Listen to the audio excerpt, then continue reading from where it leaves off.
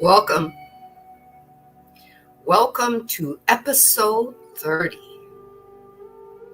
Ascending Beyond Limitations. Stepping in and through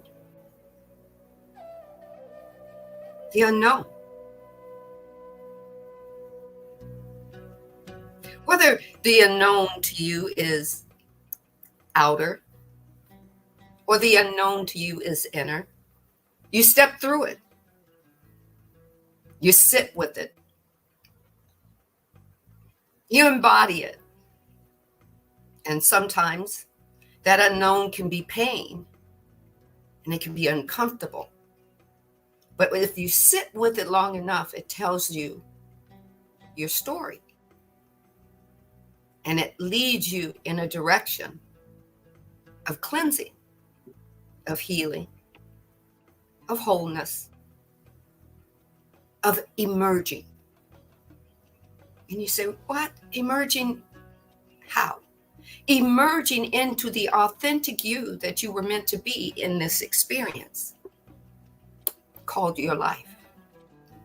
Emerging as we sit down with the unknown and listen to Ra. Yeah, I said Ra was the unknown. Ra is the all and the nothing, of the everything and the no thing. And Ra is only giving you tips to your growth, to your expansion. Ra is being your Alice's rabbit hole as we listen and we understand and we take what resonates and we leave what doesn't. We don't even spend any time judging it if it doesn't feel right. We just let it go, because that energy that is not for us will be for someone else. So are you ready to embark? I am. I already feel that it's going to be glorious. And as the staple singers say, I'm ready to take you there. Let me take you there. I am a vessel. Are you ready, Marcus? Grand day. Grand day, Sandee. Grand day to everybody out there. And welcome to another episode, as we are on episode 30 of Ascending Beyond Limitation. And I'm just really grateful to be here. There's been a lot of changes, a lot of shifting going on in our lives. And I'm sure all of us have felt this in some type of way, as we are all one pulse, one collective consciousness, one human family on this earth planet as well. And I felt called to go ahead and get a card out for us from the Magical Dimensions Oracle. And the card that was sitting by itself after I pulled out the rest of the cards was the Promise. And the Promise is about soulmate, attraction, union. And I'm not going to really be talking about external relationships in this moment, but really the very short and sweet message that Spirit has for us through this card message is: make that promise to yourself. Make that promise to yourself within, of those things that you know you've been either wanting to do or you've been needing to do. Make that promise to yourself that you're going to fulfill them, that you're going to take the actions in your life to have those things happen for you, that you're going to continue to gently and softly continue to learn how to love yourself more and embrace all aspects of who you are, in the light and in the shadows, your masculine and your feminine. That is what's calling in this moment through this message. And what's most important through this message is establish, find that balance, and find that union within with your masculine and feminine energies as we continue to go through the chaos, the turmoil, the change, the tides of this planet, because they're happening and they're here. And whether you want to be political, geographical, economical, spiritual, anything, the tides are here. So embrace what is within yourself, and remember that union within. You bring that union within to a balanced, beautiful place of harmony and flow, then you'll have more guidance. You'll have more intuitive nature flowing through you as we go through these wild times. And there won't be that feeling of needing to have answers from these outside figures, or feel like we need to wait around, or be in fear about everything that's happening. But holding true to faith within ourselves, feeling that embodied faith of our connection to the Creator, to the Source, and that we can tap in and feel a divine connection beyond this world and beyond the chaos taking place.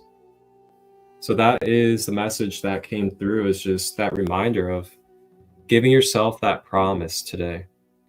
Giving yourself that promise of taking that step, doing that act of self-care that you may have put off for other people, doing that act of finding ways to love yourself even more, and finding ways to integrate the shadow with your light and unconditional love. Wholeness and balanced love. Wholeness and balanced love. So we're going to begin today with Adamus Saint Germain. He says ascended, or they are ascended masters being channeled by Jeffrey and Linda Hopp. It says, I exist, therefore I am. I exist, therefore I can act.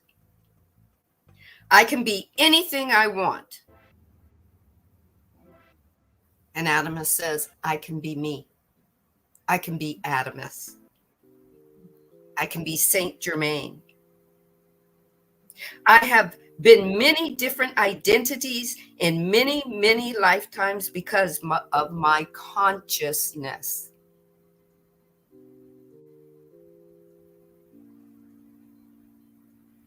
And like yours, has the ability to act.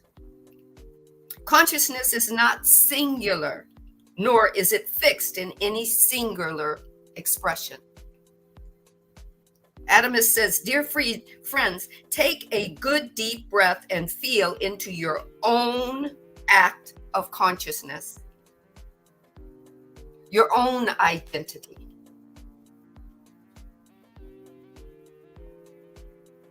Your identity, this thing you try to fix and repair and adjust and amend, is just an act. It's your act 1, 2, 3, 10,000 of many acts that you play as this human incarnate.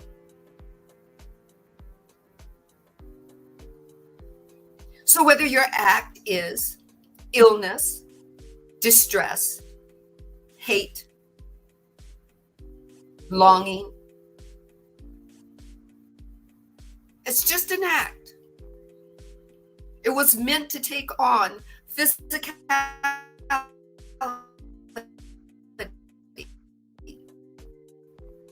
Short-lived. Only for a moment was it meant to be an object. Then that energy was meant to go back to the divine energy from whence it came.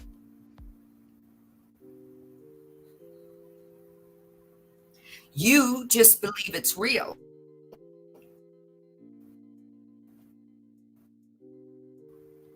So as we embark on this journey of evolution, whether it's the raw materials or the Kabbalion, or whether it's the Bible or many other books that we read. There are many, many infinite choices becoming human beings each and every now moment. Whether you call it a day, whether you call it an hour, whether you call it a second, you were meant to come play. So let's begin.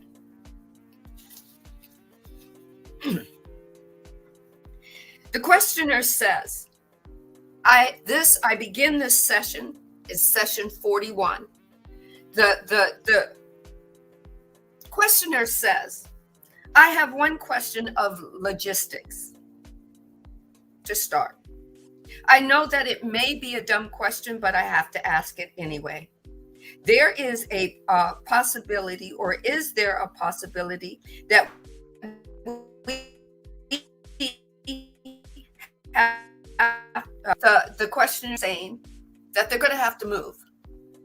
The physicality of where they're at, they're going to have to move. Will this be a problem for you? I am Ra. This is not a foolish question. The location is meaningless, for we are not in creation. However, the place of the working shall be either carefully adjudged by yourselves to be the appropriate vibrational level, or it shall be suggested that the purification of the place be enacted and dedication made through meditation before initial working. So whatever place you choose to meditate, whatever place you choose to call your prayer room, invoke love in it. Cleanse it. It was used by someone else. Just cleanse it. Give that energy back to the divine, because that's where the energy came from. And just cleanse it. The questioner says, I am familiar with the banishing ritual of the lesser pentagram. I was wondering if this ritual was used in preparation or preparing a place for this type of working. Ross says, this is correct. The questioner says, in trying to build an understanding from the start, you might say, starting with intelligent infinity and getting to our present condition of being, I think that I should go back and investigate our sun, since it is the sub-logos that creates all that we experience in the particular planetary system.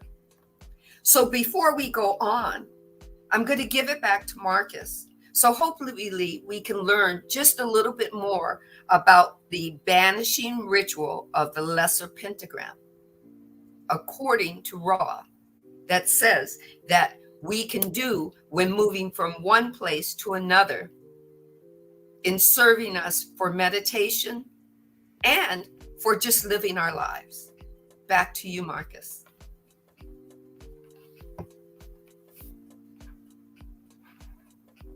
So this is gonna be it's gonna be very intriguing to learn. I'm very interested to hear about this. Here we are. How to do the lesser banishing ritual of the pentagram. So the LBRP is a basic occult ritual and form of ceremonial magic that forms the foundation for other rituals and magics. It was begun by the Golden Dawn in the occult society and is said to dispel negative influences and increase your spiritual discipline. We'll show you how to perform the ritual from start to finish, including performing the Kabbalistic cross and invoking the angels. Overview of the ritual. The lesser banishing ritual has 4 parts. The Kabbalistic cross, forming the pentagrams, invoking the angels, and a final Kabbalistic cross.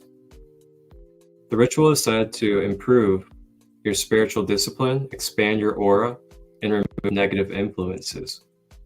This ritual was begun by the Golden Dawn, a cult society that had great influence on today's occult practices. Part 1. Performing the Kabbalistic cross. Put on white or black robes and prepare your altar. An altar isn't necessary, but if you have one, place it in the center of the room. If you have one, light a white candle on the altar to represent purity and energy. Also place on the altar a cup of water, a small pile of salt, an unlit match, and a feather, which represents the 4 elements of water, earth, fire, and air. Traditionally, these objects are actually a wand, a cup, a dagger, and a pentacle, but these aren't always easy to obtain. Number 2, face east and imagine a brilliant light touching your forehead. Stay in the center of your room and imagine that you are a lowering figure and the earth is a tiny sphere below you. Imagine an intense white light touching the crown of your head. Also imagine yourself to be the center of the universe to position your body and mind. Number 3, use your right hand to bring the light to your forehead. Reach up with your right hand and pull this white light down to your forehead. As you do this, vibrate the word "Ata," which means unto thee or thou art. To vibrate the word, focus all your intention on it in your head. Say it out loud or both, whichever feels more significant to you. Number 4, move your hand down your body to your groin. Bring your hand to your breast, then stomach, then hips. As you do, feel the light being drawn down through you in a beam all the way to your feet. When your hand reaches your groin, vibrate the word Malkuth, which means the kingdom. Imagine the light running through you from the crown of your head to the ground beneath your feet, connecting you to the earth. Number 5, touch your right, then left shoulders. Bring the beam of light to your right shoulder and vibrate Vigebura, which means the power. Then bring the light to the left shoulder and vibrate Vigurula, which means glory. As you do, imagine the beam extending past your shoulders as well to form a cross. Number 6, extend your hands out, then point them at your breast. Outstretch your hands, then bring them together and vibrate Le, which means forever unto the ages. You are now standing in the center of a cross of light that reaches to the ends of the universe. Part 2, forming the 4-pented pentacle in the air. Draw the pentacle or the pentagram starting at the bottom left point. Then trace the top point, the bottom right, the left, the right, and back to the start. Visualize it glowing in flaming blue light connecting to the middle of the pentagram and vibrate Yodi He Vaha He, or the God name. This is the sign of the enter. Face south and draw another pentagram. Pivot to the south and move your finger to face forward and trace another pentagram in the air. Like the first, vibrate Andone, another God name. Make the sign of silence by placing your left finger over your lips. Pivot and draw another pentagram to the west, then the east. Just like the first 2 pentagrams, draw one facing west and vibrate Ehe Ye, meaning I am that I am. Then do the same to the north and vibrate Agala, which means thou art great forever. As you draw pentagrams, move to the corresponding side of the altar so that you walk in a circle all the way around. Number 4, point east to connect your pentagrams into a sphere of light. You're now surrounded by 4 blue flaming pentagrams in the 4 equal corners of your circle you've made, each charged with a God name. Part 3, invoking the archangels. Number 1, face east and invoke Raphael. Outstretch your arms like a cross and visualize the Kabbalistic cross you made earlier. Look in front of you and say, before me, Raphael. Feel his presence and feel the airy breeze hit your face. Number 2, invoke Gabriel behind you. Imagine another presence behind you and say, behind me, Gabriel. Feel the element, moisture of water on your back. Number 3, invoke Michael to your right. Look to your right and say, on my right hand, Michael. Feel the heat of fire. Number 4, invoke Uriel to the left. Look to your left and say, on my left hand, Uriel. Feel the senses of solidity given off by this quarter. Number 5, say the final verse while facing east. Contemplate the flaming pentagrams and the presence of the angels around you. Then say, for around me shines the pentagram. Visualize a brilliant hexagram within your chest and say, and within me shines the 6-ray star. Number 6, the final step. Finish the ritual by making another Kabbalistic cross, as you did in the first section. Use your right hand to bring the light from your head to your toes, then to your right and left shoulders, then clasp at your breast. The ritual is complete, and negative energies are banished. Perform this ritual every day to grow, strengthen your spiritual power and discipline. Wow. Wow, wow, wow. That seems very intriguing. I'm definitely going to be trying that. Definitely. So now we understand just a little bit of Catholicism, how they do this. They may not do the whole thing, but we kind of understand that. That's where that came from. And the divine is saying in every religion, they've picked up a little bits and pieces of what we're doing, what we're saying, how we're saying it, how we're learning it. That's what take what resonates and leave what doesn't means, because some aren't ready for the wholeness of what they're learning. Right? So let's keep going. It's okay to not know. But if this has become known to you, and you got to understand, I was getting a vibration that we have words where we look and we hear the word pentagram and we automatically go to the negative scenario. Or we hear the word Kabbalion and we think that's negative. It's just another aspect of the divine.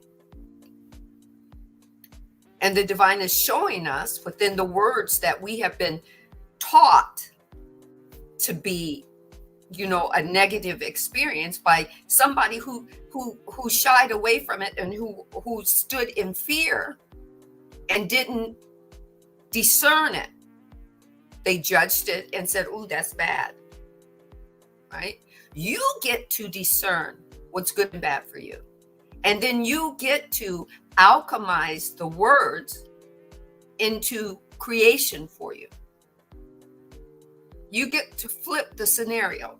You get to flip the situation, the circumstance. You get to flip the conversation. You get to flip and integrate it how it is for your highest and greatest good. So are we ready? Let's keep going. So the questioner says, in trying to build an understanding from the start, you might say, starting with intelligent infinity and getting to our present condition of being, I think that I should go back and investigate our sun, since it is the sub logos. And guess what, guys? We are logoses. We are celestial logoses. We are. We are celestial beings given a foreign body. That's right. We beam.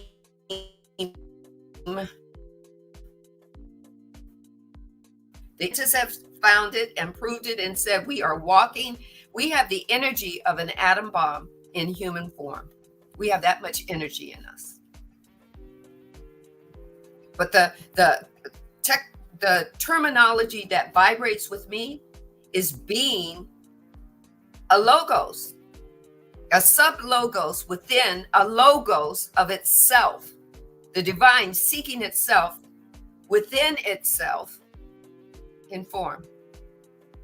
We are expressions. No right or wrong to it. We are just expressions. So this questioner wants to go back again, like he did in the book 1, and he wants to find out more about the sun. The sub-logo is called the sun.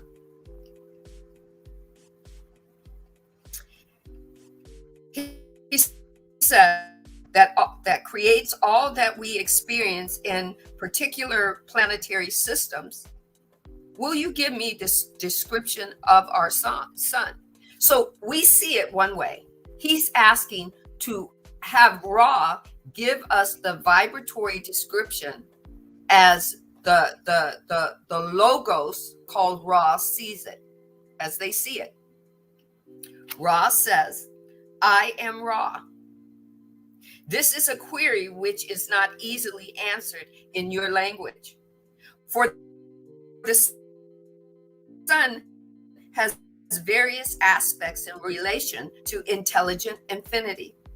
To intelligent infinity and to each density of each planet, as you call these spheres. Moreover, these differences extend into the metaphysical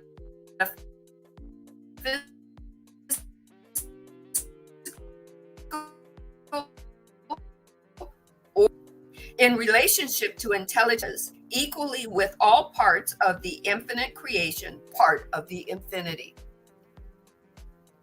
In relation to the potential intelligent infinity, which makes use of intelligent energy, it is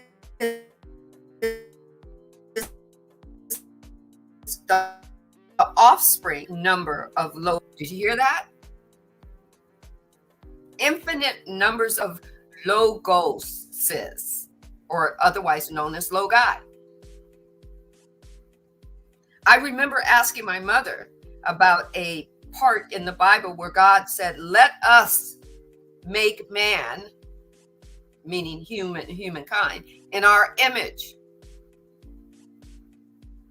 Yet we're taught at an early age, at least I was, that God was singular. Let's keep going.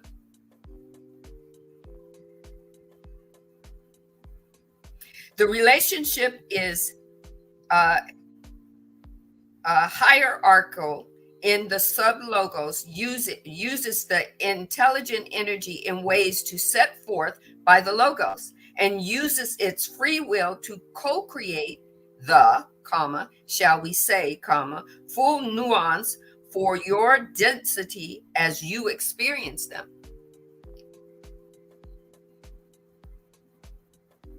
No one, no higher being, nor human body was created better than anyone else.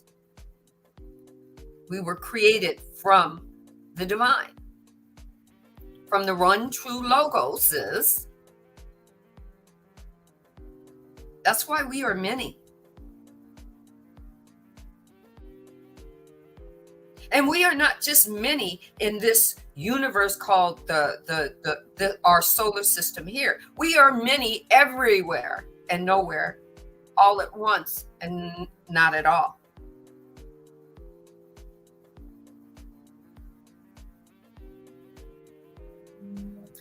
In relationship to the density, the sun body may physically, as you would say, be seen to be a large body of gases, elements undergoing the process of fusion and radiating heat and light. Metaphysically, the sun achieves a meaning to fourth, that means Fourth, the number fourth, not right.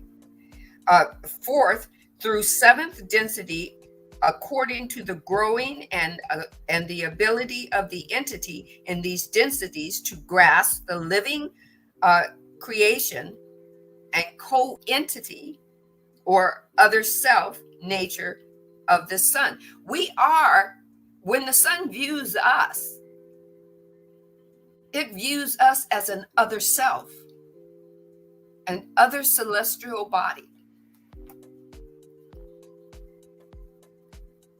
Have you ever asked yourself, how does the sun see us? We're just taught that it's a bunch of gas and it keeps us, and it has to stay there. We have to move around it in order to, take heat and have all the combination of the sun and the moon and everything, so that we stay in alignment. How does the celestial body we called it the sun, see us?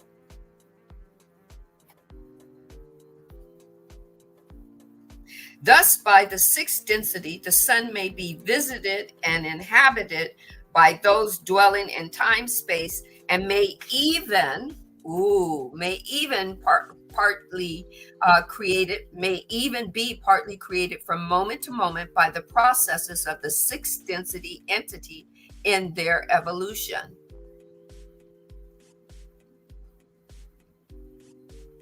Ooh. Right? We're thinking, yum.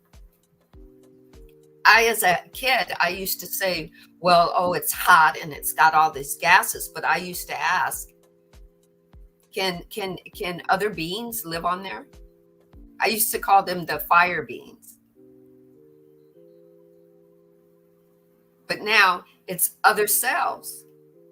The other entities that decided to play at being the celestial being we call the sun.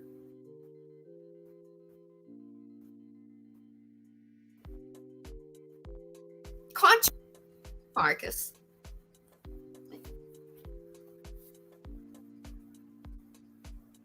That's right, Crystal. I am nothing and I am everything all at once.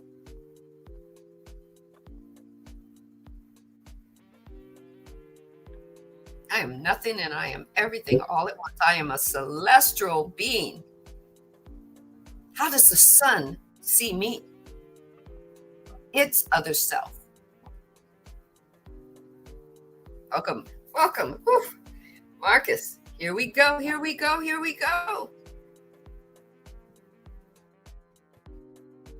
don't have anything to say at the moment.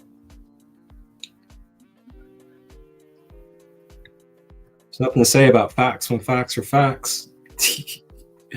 So you can continue on if you would like. Okay. All right. So the questioner says, in your last statement, did you mean that the sixth density entities are actually creating manifestations of the sun in their density? Could you please explain? Oh, I'm so excited. Explain by what you mean. Ra says, I am Ra. In this density, some entities whose means of reproduction is fusion may choose to perform the portion of that experience as the part of beingness of the sun. Thus, you may think the portions of the light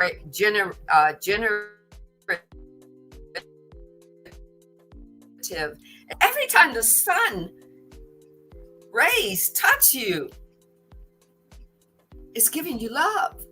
It's a higher being taking on the form and the expression of the sun and giving you love. Ooh. The questioner says, then could you say that the 6 density entities are using the mechanism to be more closely co-creators with the infinite creator? I am Ra. This is precisely correct, as seen in the latter portions of the 6 densities seeking the experiences of the gateway density.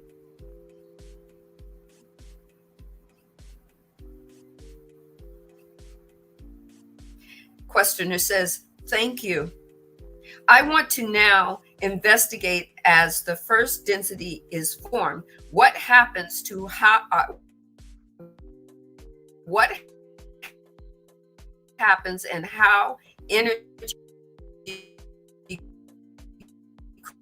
create a being, or does it make sense to ask you if the sun itself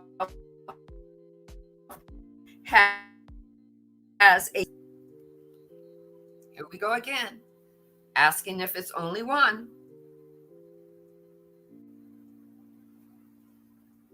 I am Ra. The sub-logos is, or logos, is of the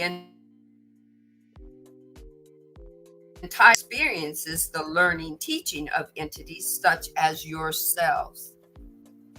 The divine wants me to read that again. I am Ra. The sub-logos is the entire octave and is not that entity which experiences the learning, teaching of entities such as yourselves. We are learning, teaching. And as we grow and we expand, we become the teaching, learning. That's what shifting and evolution is about, so that we can grow to become 6th density and not have to die doing it.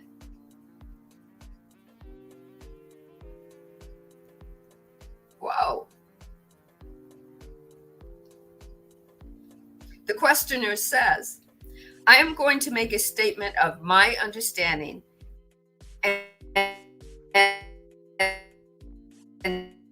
as first density being formed by an energy center, which is a vortex. Okay, so I'm going to stop right there because the divine had me pull a book out off my shelf called The Vortex by Esther.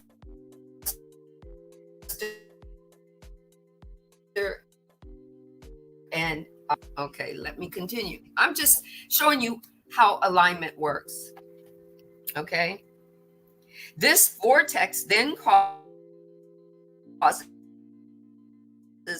these spinning motions that I have mentioned before of light, which then starts to condense into materials of the first density. Is this correct? He's talking about the beginning, how scientists believe in the Big Bang.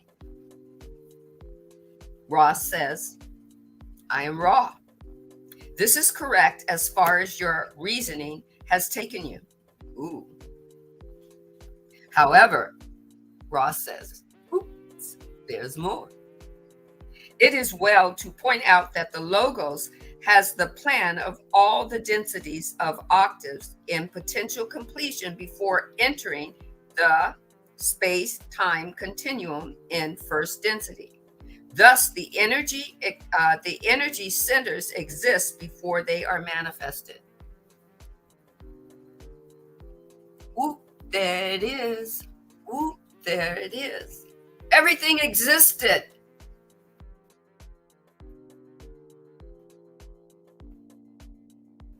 before we came in to this experience. Everything is within you. Be there. Everything is within you that you're seeking.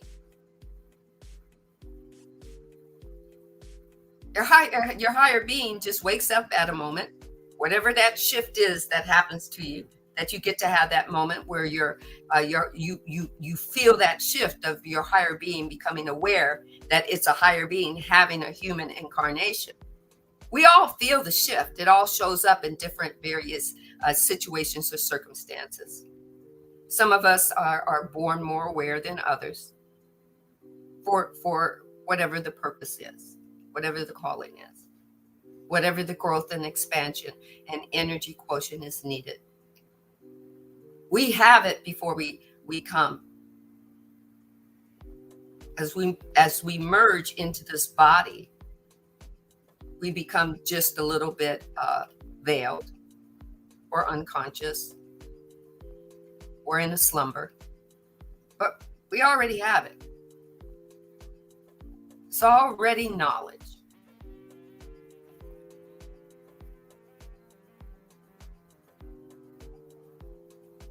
The questioner then asks, then what is the simplest being that is manifested?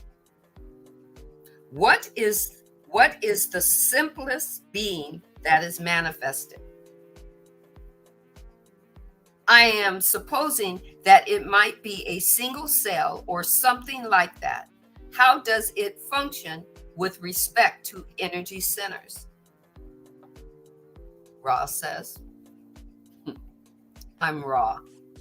The simplest manifested being is light, or what you have called photon. In relationship to energy centers, it may be seen to be the center and or the foundation of all articulate energy fields. Questioner says, when first density is formed, when we have fire, air, earth, and water, oh, I'm so excited. Got to slow my roll. Divine says, slow my roll and clear my palate. Oof, thank you for living water. Okay.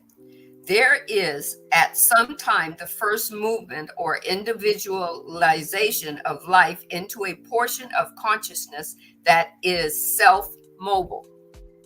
Could you describe the process of the creation of this and what type of energy center it has? Are you ready? I am Ra.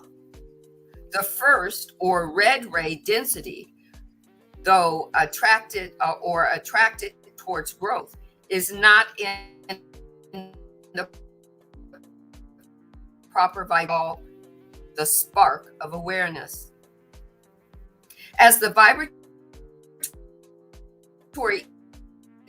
energy moves, is such stimulate those chemical substances which lately have been inert to combine in such a fashion. The supposition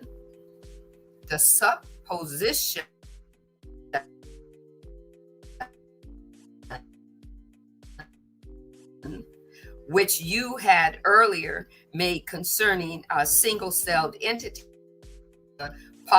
Morpheus, flagellate. The mechanism is one of the attraction of upward spiraling light. There is nothing random about this or any portion of evolution. Did that just blow your mind? I know it was some big words, but Ra said that there is nothing random about evolution.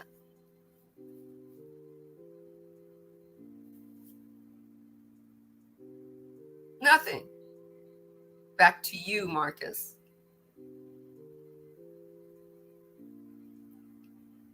Woo, there it is.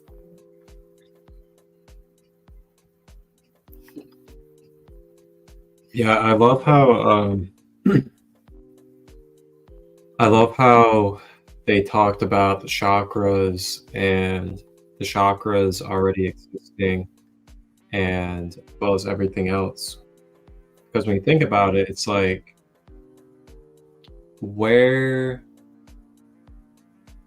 where would, how do I word this?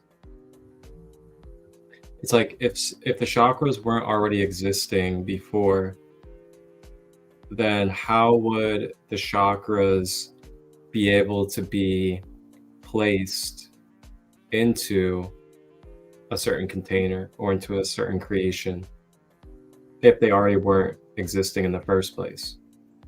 So it's like we're taking what's already existing and we're taking the energy or the information of it, and then we're integrating it into different vessels and into different avatars and creations that we're creating together. And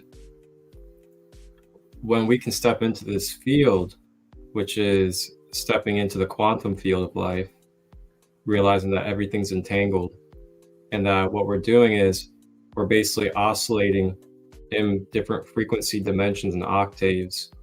And through those different dimensions and octaves, we're mentally and astrally, depending upon what dimension we're in, interacting with the energy and information quantumly of a form or of an idea or of a thought form. And then vibrationally through our mentalism, drawing that down into our 3D physical reality and realm, which we call manifestation. So when you can step into this remembrance of what we're in and who we are, things become a lot more fluid and natural for you to manifest, as well as break those spells and break those binds of limitation, of thinking that it's super hard to obtain something or it's super difficult and near impossible to manifest, and that we're not able to achieve our goals and manifest our dreams. When we are in this state that I was speaking on just a moment ago, we're able to more naturally flow with the knowing that we manifest at will. And through our willpower, intentions, and actions, we're able to manifest about anything. Now, it's kind of like, if you're going to manifest something, kind of get to know what it is that you're manifesting. Get to know what steps it takes. Get to know what type of energy you're going to have to use in order to manifest it.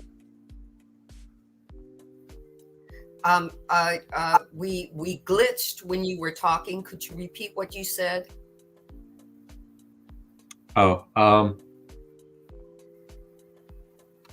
So basically just getting to know what it is that you're trying to manifest, as in getting to know what steps is required in order to manifest it, getting to know what type of energy you'll have to use, what type of focus, and what type of resources and tools you'll need to manifest whatever it is.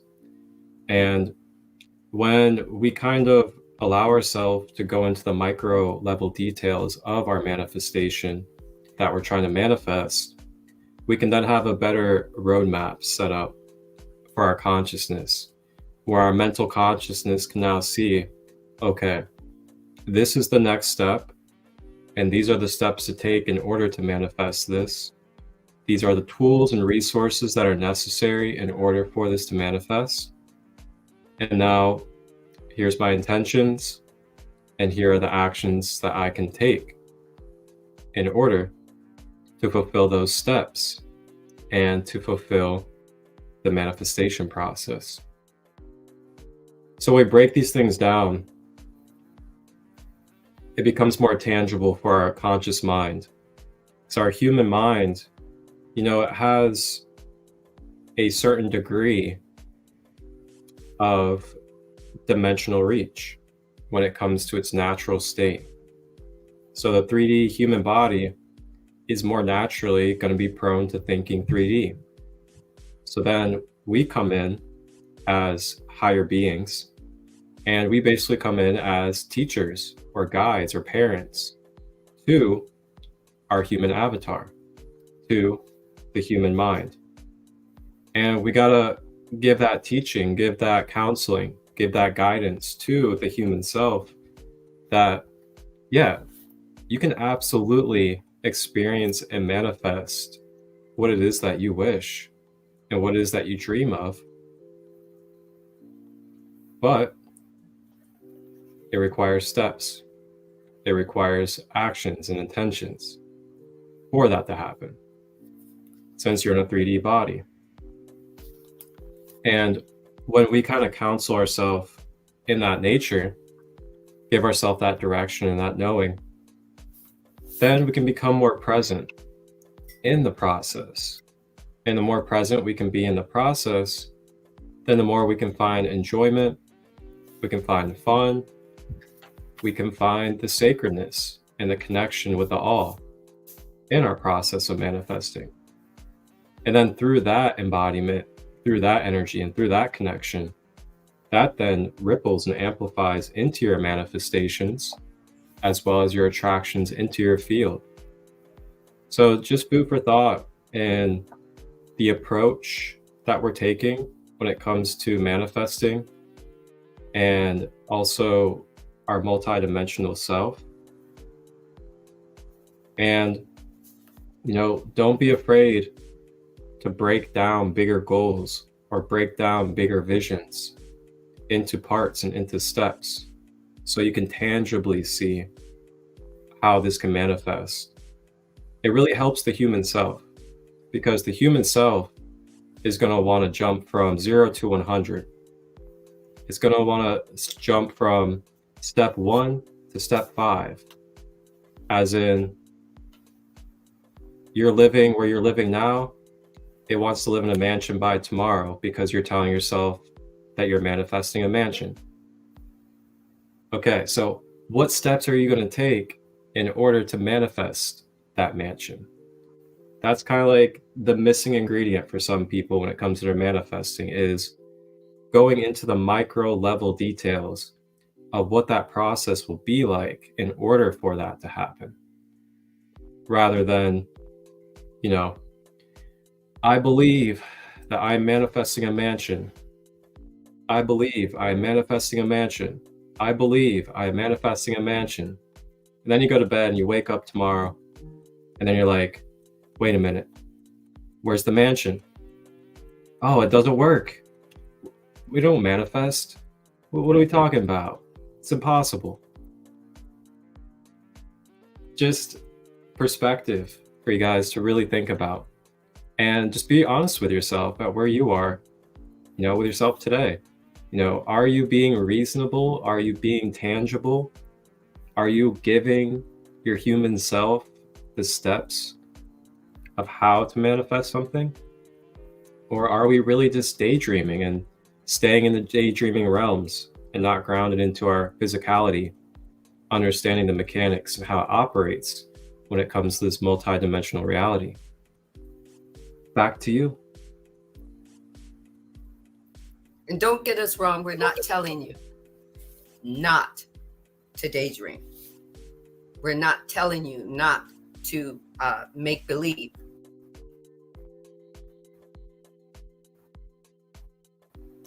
Because they just go with the flow. They really do. When human beings, when their other selves that are called human beings aren't adult human beings, let's put it that way, aren't involved in their process of play and make believe, they can manifest. They can manifest for each other, because all they see is other selves, other versions of themselves when they play. So we're not telling you not to make believe, but you've heard that says God helps those who help themselves. Well, truly, they do. The divine beingness that we call the God or Almighty or illusion or matrix or awareness helps us create, because they gave us everything that we need from within to create to without, to outside of us. We just have to bring ourselves to the table and embody. That's one of the missing elements, is bringing ourselves, our true authentic selves to the table and saying, okay, what about me?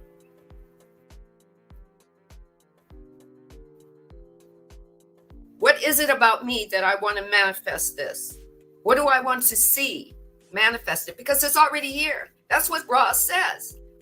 All the octaves are already here. Are within us. They're just seeking themselves as us in the form of our being, our solid beingness. They're seeking their light within us for us to use it, to use them. So now I understand why I got this book called The Vortex that the Divine said. On page 177, Esther, Jerry, and Abraham Hicks says, people often have a difficult time conceptualizing a creator or a force or the process through which something as amazing as your planet spinning in its orbit in perfect proximity to other planets could have come to be. And yet, even though you do not understand it and cannot begin to explain it, you are, take a beat, every one of you, continuing to add to the expansive of all that through your living life and launching rockets of vibrational reality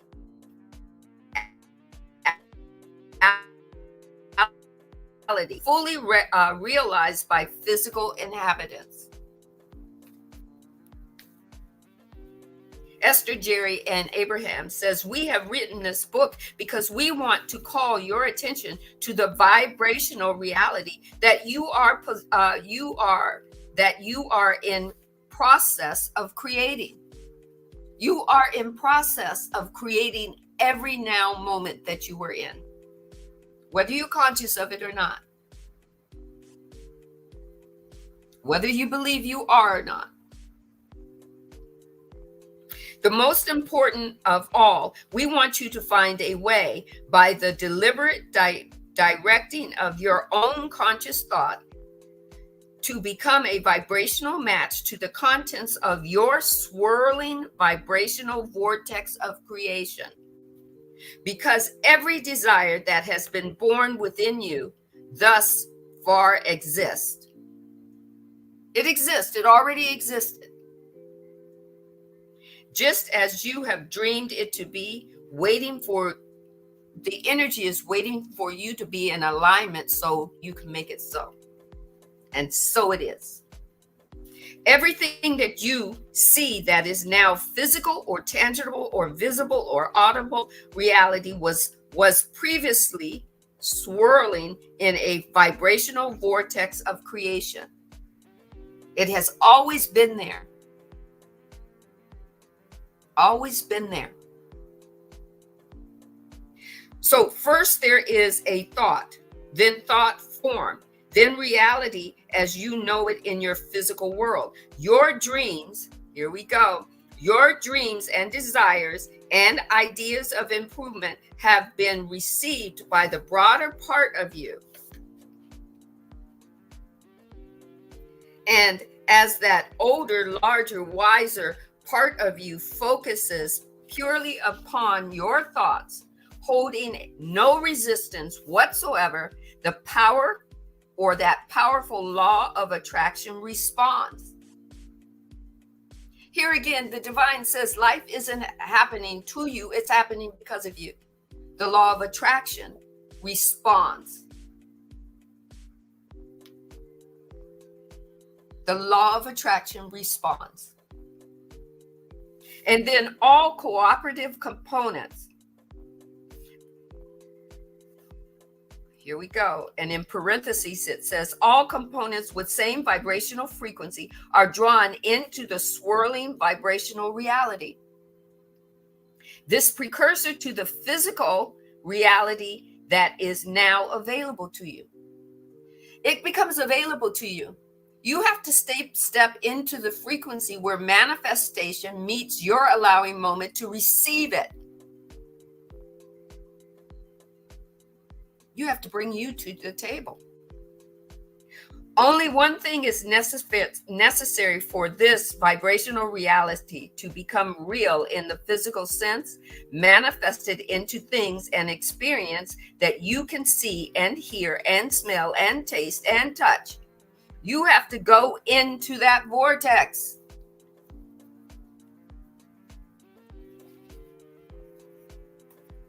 Woo. There it is. A part.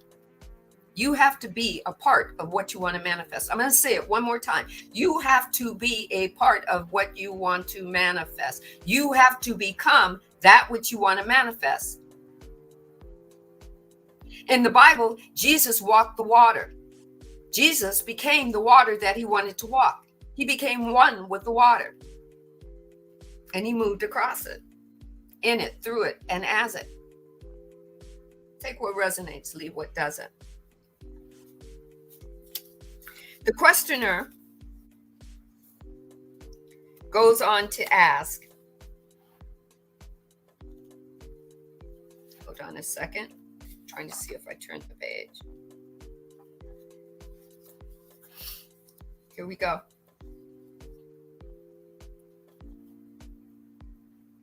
The questioner says, I was just commenting. Oh, Ross says, I'm sorry. Here we go. As I remember, the polymorpheus, no, I think I said that. The questioner says, I was just commenting on this because as the motion of our animal life with copper-based cells,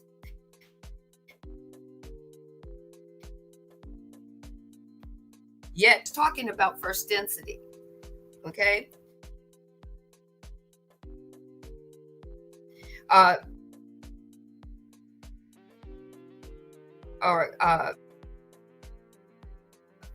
Indicating a transition from the possibly plant to, or he's trying to ask the question again. Maybe possibly tit for tat, trying to find out if Ra is going to give a different answer. Here's Ra. Ra says, I am Ra. It is not that you are incorrect, but that no conclusion should be drawn from such information.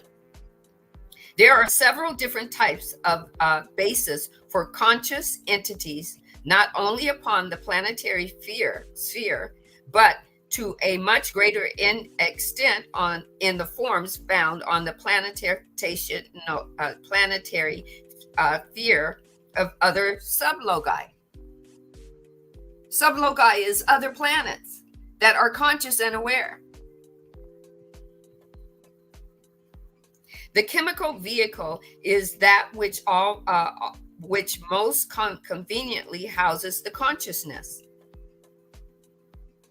The function of consciousness is the term of interest rather than the chemical makeup of a physical vehicle. We are the vehicle, and we have a conscious. Just like you are the driver of your car. Yeah, they want to give you an autonomous car and give it personality, but you're still the driver of your car. The conscious personality or the autonomous personality of your car, leave what doesn't. Ross says, we have observed that those whom you call scientists have puzzled over the various differences and possibility or possible interrelationships of various stages, types, and conditions of life forms. Thus, or this is not fruitful material as it is that which is of a moment's choice by your sublogos. Remember, the scientists are sublogos as well.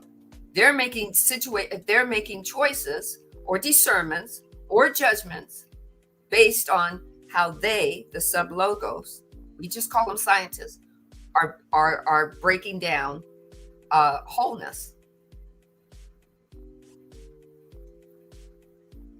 Back to you, Marcus.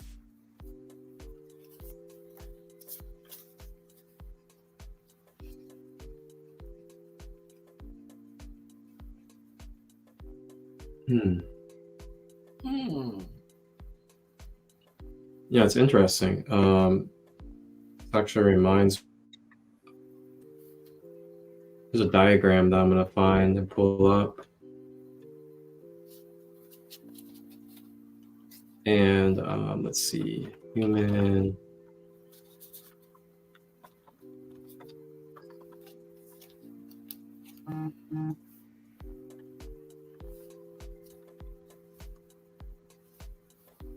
Yeah, I wanna.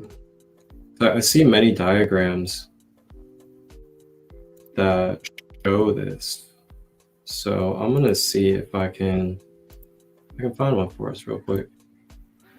How we're vortex beings.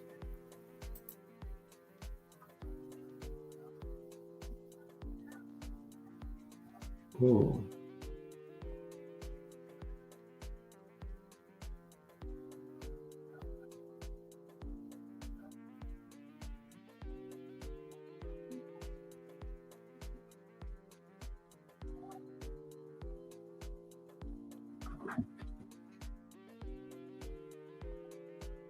Here we go. Perfect.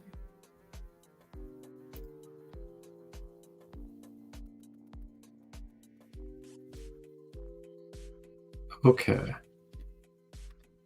So if you look at this diagram, which is like perfect, it says here the human energy field and man's assemblage point. Then it says at the bottom, the vortex of the energy field is called the assemblage point.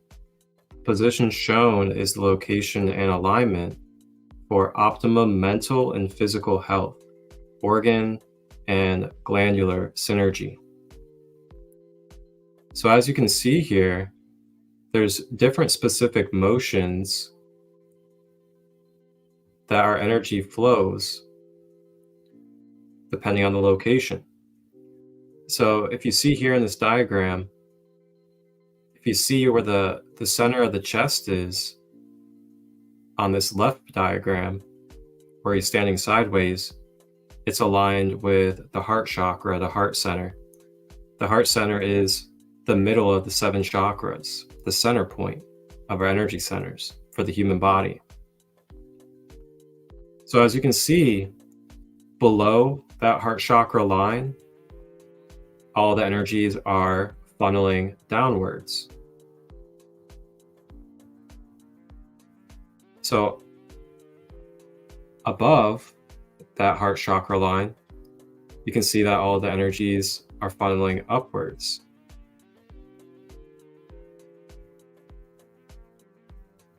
And then if you look even deeper, you can see that the whole entire human field has a continuous egg-shaped motion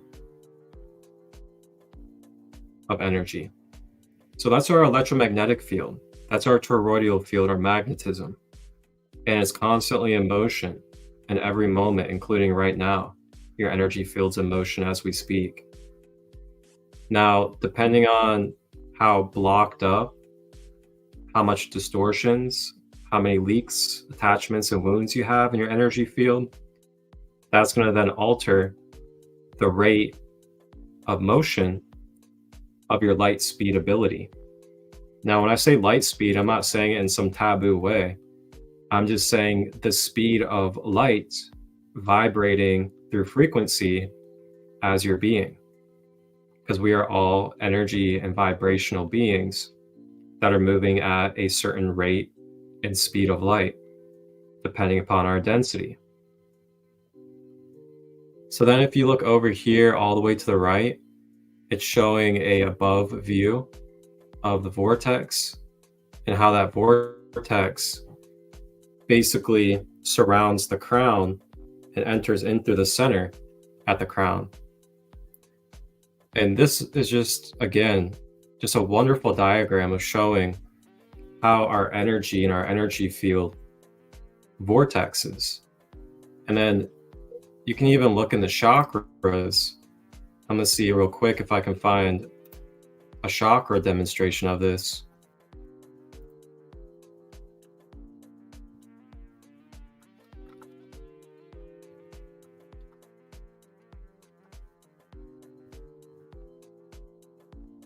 Because our chakras are energy wheels, or wheels of energy, or wheels of light, as we call it.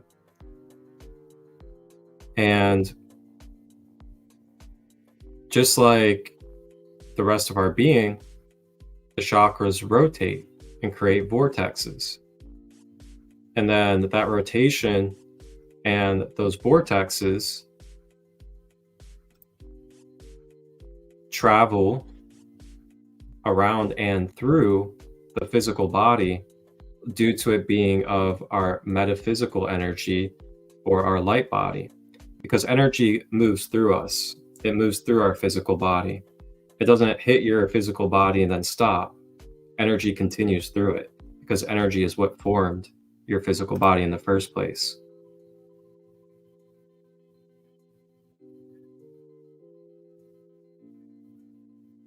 Okay.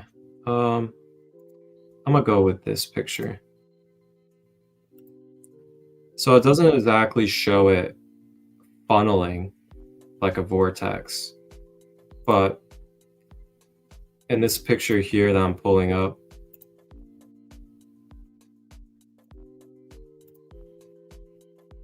you can see here that there's basically these funnel-like shapes where the chakras are. So think of those funnels as also vortexes within the funnels. And then through these funneling vortexes in the center, the middle, is where these chakras form our physical glands and organs. And then depending upon which chakra you're learning about or which one you're tapping into, that chakra helps govern the health and well-being of those glands or organs in that location. So it's like a assembling process when it comes to materializing our human being. It starts with the higher dimensions, the more subtle dimensions of ourself, which is the astral body, the mental body, emotional body, and then it funnels into your densest form, which is also going to be your lowest vibrational form in this human being, which is your physical avatar. And then due to the chakras and the vortexes that they open, they are bridges or gateways to the other dimensions of your energy field to be experienced and expressed for the well-being of your physical avatar. Now, there's a lot more to this, of course, and you guys can always tap in on my YouTube channel on Light Body Awareness 101, as I have a full series going in depth about the light body and how chakras relate to us. Back to you.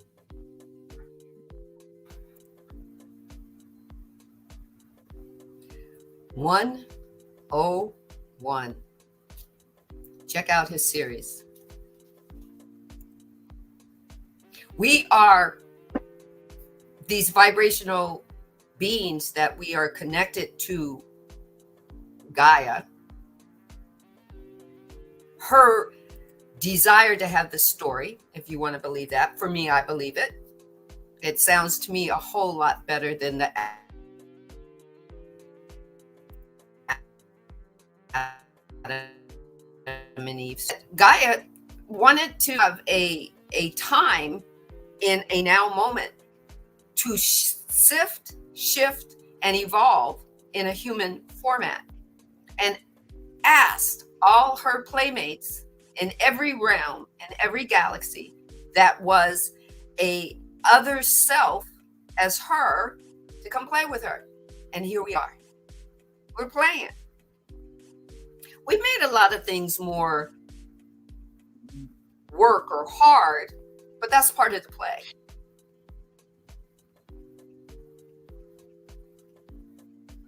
But in the play, Gaia said, I'm going to give them everything they need to be to ascend like me, to grow and shift and sort and expand like me. And the divine said, you know, little one, I think I'm coming along for the ride. I want to seek myself within all that you are doing in this celestial playtime. Playtime.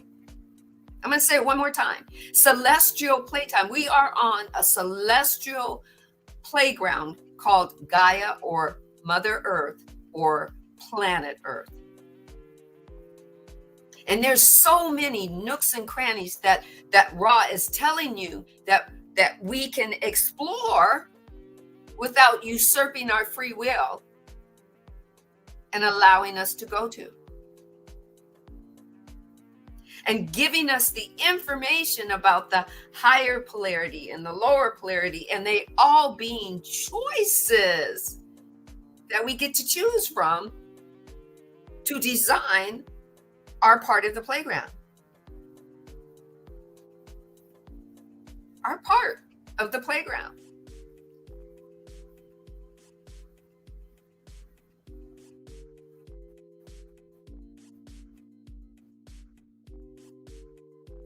Want our jobs to flow, or not to have a job, to be our own business owner, or not, or have a business that fails. Guess what? That's all part of our choices to have our journey, to write our book.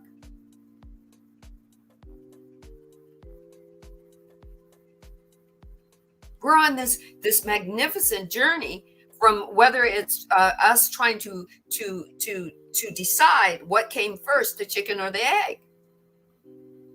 That's part of our journey. It's part of our journey to also dive in to whether God is the divine female or male.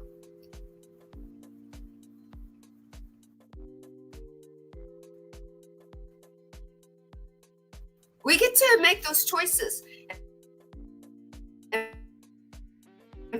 find out where it fits in our story. Why? Because the divine is seeking itself within us. Because the divine is seeing itself through the mirror called us.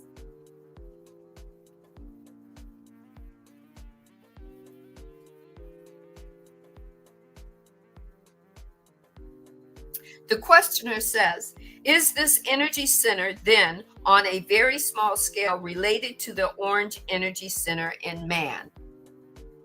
Or you can say humankind.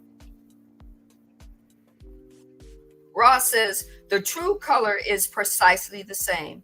However, the consciousness of the second density beginning in primitive and the use of the orange ray limited to the expression of self, which may be seen to be movement and survival. The root, the orange ray, is about being taken care of, knowing that you're taken care of, that you're going to survive, that all your needs are met.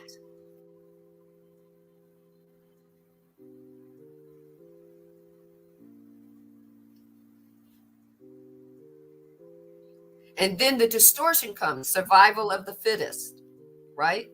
Through the polarity, the higher polarity and the lower polarity. Oh, I got to survive at all costs, no matter who I have to take advantage of to survive, I'm going to do that. Survival of the fittest. Well, I've got to show that I'm fit. And how do I show that I'm fit? I'm going to usurp somebody else's physical right or spiritual right or mental right to exist. Not a right or a wrong, guys. The divine says, I am seeking myself as the mirror of my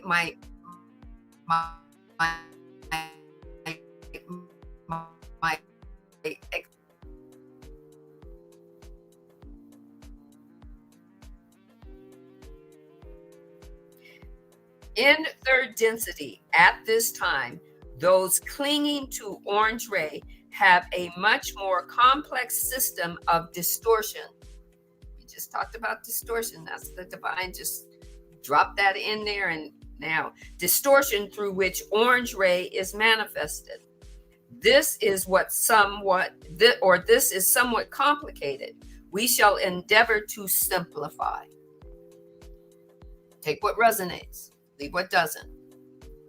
The appropriate true color for third density is, as you have ascertained, yellow. However, the influences of the true color green acting upon yellow ray entities have caused many entities to revert to the consideration of self rather than stepping forward into consideration of other selves or the green ray. Let me just say that. They stepped into the lower density of taking care of self first. Me, the little me. If I don't get to it first, then nobody can have it. If we can't have this piece of land, then nobody can have it. If I don't get a fair break, then nobody can have a fair break. Distortion. Not a right or a wrong. Just and is.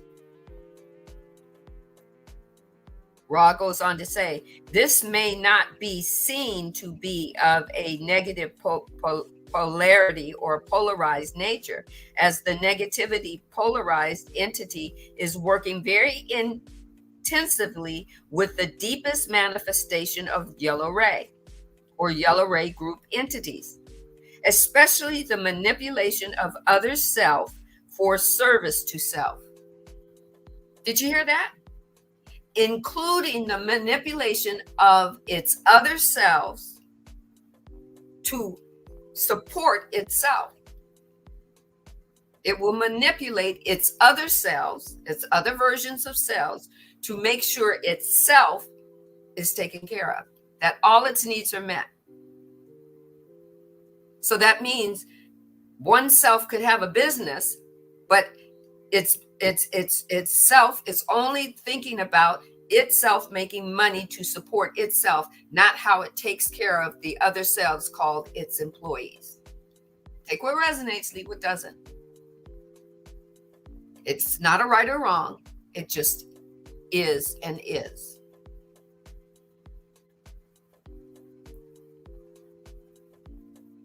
Then Ra goes on to say, those reverting to orange ray, and we may add, these are many upon your planet or plane at this time, at the time that this was channeled and written, are those who feel the vibration of true color green and therefore respond by rejecting governmental and societal activities as such and seek out more of the self.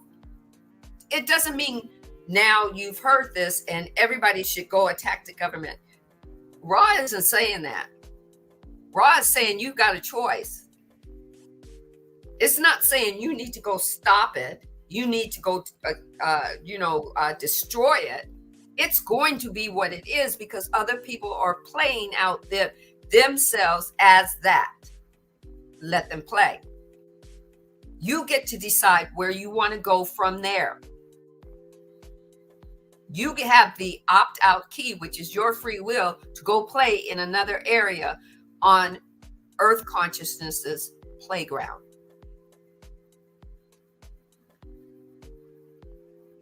Ross says, however, not having developed the yellow ray properly so that it balances the personal vibratory rates of the entity then is faced with the task of further activation and balancing of the self in relation to the self.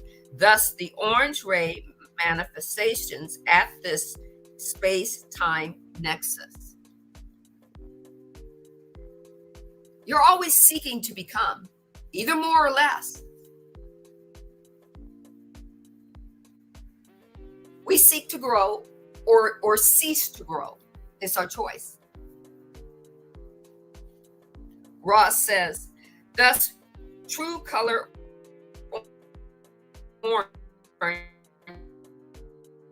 is manifestations of this, and any ray may be seen to be most various depending upon the vibratory level and balance of the mind body or mind body spirit complexes which are expressing these energies.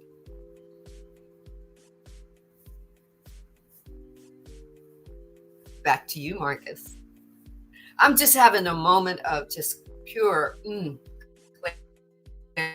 clarity. Pure clarity. I just want to keep having this moment of whoop, there it is. Whoop, there it is.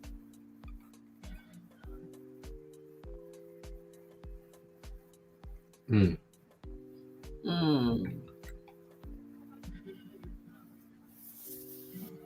Yep.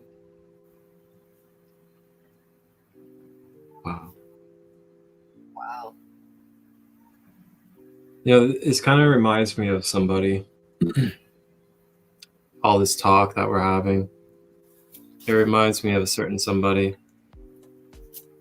And the certain somebody is like most known for his quote about, you want to know the secrets of the universe? Look at it as energy and vibration. Nikola Tesla.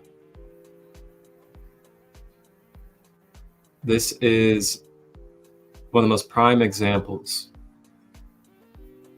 the way that these messages are coming through, the raw, of giving a very tangible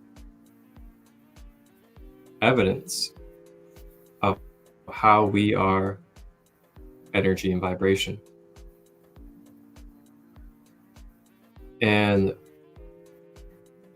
wow, the perspective shift for your own experience and your own reality of who you are and what you're in completely shifts to a different dimension, because it's literally a different dimensional perspective.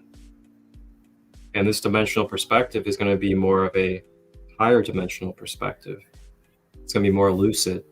It's going to be more light, more lighter. But that comes more knowing of what is and the truth and embodiment of that. So if we can, and of course, this is completely up to you and your journey, if we can start to kind of see, you know, instead of, oh, I'm sick, oh, I am experiencing this symptom and that's it, or I am, you know, I am, I'm having addiction problems just because of a substance. So we can look that way at things, but then there's also the infinite perspective of looking and seeing ourselves as energy and vibration. And instead of saying, oh, I'm sick, you could say, oh, I need to recalibrate, or I need to realign my energy field and release the blockages within it. Or that I need to reattune my body or reattune my being into a vibration that supports being healthy. And then mentally, you can kind of envision, and this is what I do actually, this is a scope into my mind, is I'll literally envision myself just as a vibrational field. And then I'll mentally tap in and think of myself as basically reattuning and realigning my energy and vibration field anytime that I am experiencing a symptom, side effect, illness, imbalance, anything of that nature. That is instantly where I think now is, okay, there's a density within that area of my energy field due to that density or blockage, it's causing something within that area of my energy field. So I'm gonna go ahead and direct my focus to that area of my energy field. And then I'm gonna envision, whether it's through the breath, the crystals, other practices, that my energy field in that area is, through the process, beginning to clear up, and that vibration is starting to become more fluid in that area. And that's how I envision myself when I'm healing. That's how I envision myself when I'm going through a release process or moving through what seems like an illness or sickness. I just see myself as a instrument, this being or this body as an instrument that is just needing to get reattuned into a fluid state of energy and vibration. And for me, it's worked tremendously in the perspective, as well as the simplicity and the peace that I have when I move through these clearings and these healing processes, because that creates a foundation within me of a real knowing of who I am, and that it's not over with. It's not a destination that I'm sick or that I'm going through something. It's just, this is the attunement that I'm in that moment, and this is the attunement that I'm trying to get to. So now I'm going to do some steps and practices that will help clear up my energy field so I can get into that attunement. And that's the way I've been looking at it. And I just share these perspectives because there's so much suffering and there's so much pain and attachment and other things that we put upon our own self due to our belief system and the way that we're viewing ourselves in this world. And I just really want to give people opportunities to, think about and just ponder on how perspective can really shift the way that we are experiencing the world with our being. Yeah, that's what I got.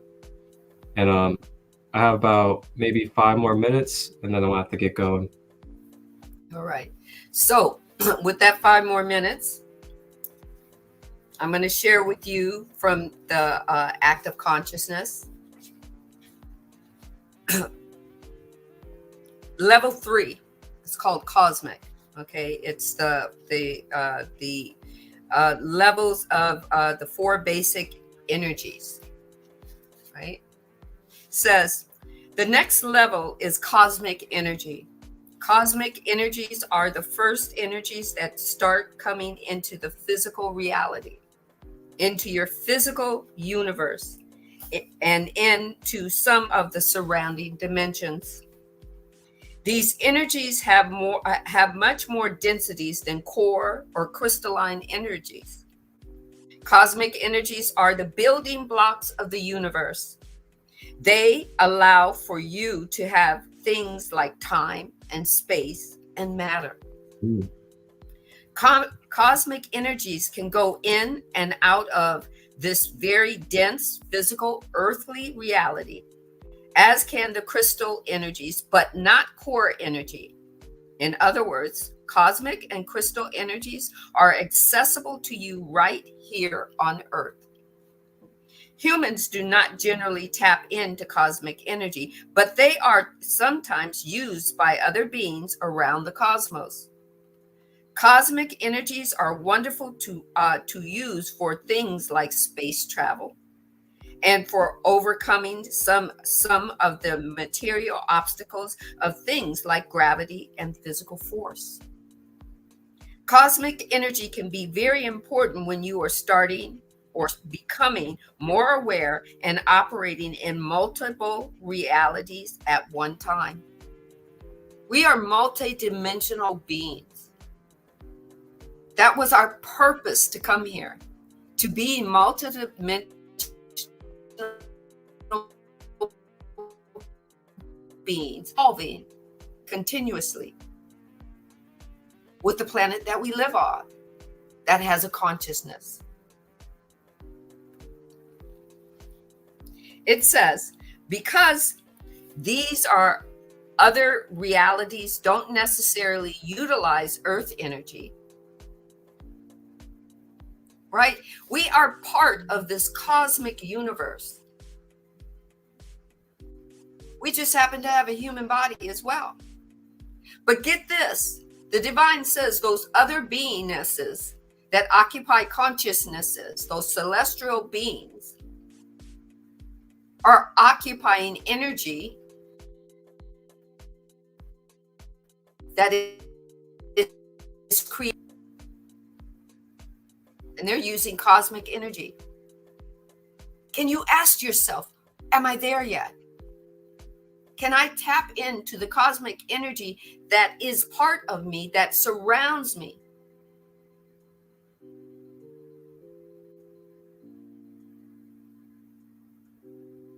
Can I tap into that? Yes. And if you sit with yourself and give yourself grace, possibly your answer could be yes, and then you have shifted.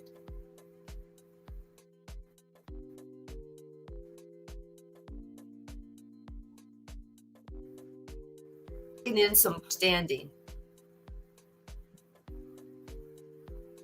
And you didn't have to do a physical death to do it.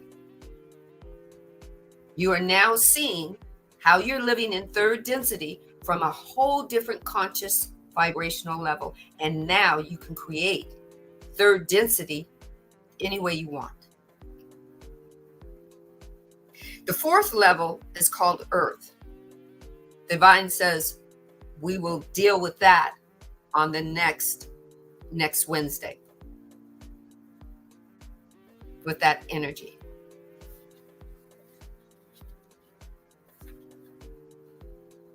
Ra says, I am Ra. I am here with you always. I am still being the being that is eternally with you always. As long as we, as in this human existence, is shifting and expanding, as long as we have this stronghold over Earth consciousness to evolve with her, these density, these sixth, these other selves,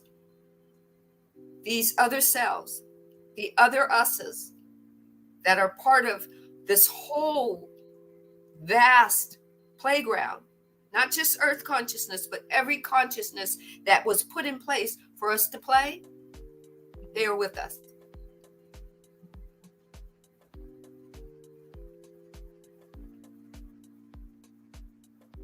Go play. Seek from within you, from within the depths of you, your higher being. Ask a question that your higher being can answer for your highest and greatest good, and then go play amongst your universe. This is you playing back to one, ending a chapter and then playing again back to one. Take time to have a discernment of you, whether it's journaling, whether it's prayer, meditation. Take time for you. Give yourself grace. Let yourself have a moment. Don't spiritually bypass your humanity. It's a gift that your higher being is seeking itself through the physical form of you. However you were created, it was created for purpose. And it was seen beautiful and wonderful. When you look in the mirror, look deep into those beautiful eyes of yours. See who's looking back at you.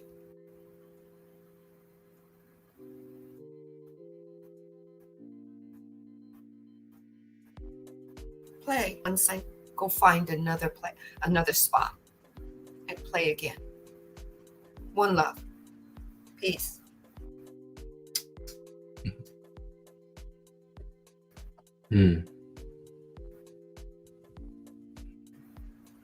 Thank you all for tuning in to this gospel today. Everybody enjoy the rest of your day or night, wherever you may be. And thank you for being you. Thank you for being a part of this existence and sharing quantum space with us. It's definitely an honor. And feel free to replay this anytime and go through the segments, pause if you need, integrate any of the messages at your own pace, and reach out if you have questions. Wholeness and balanced love.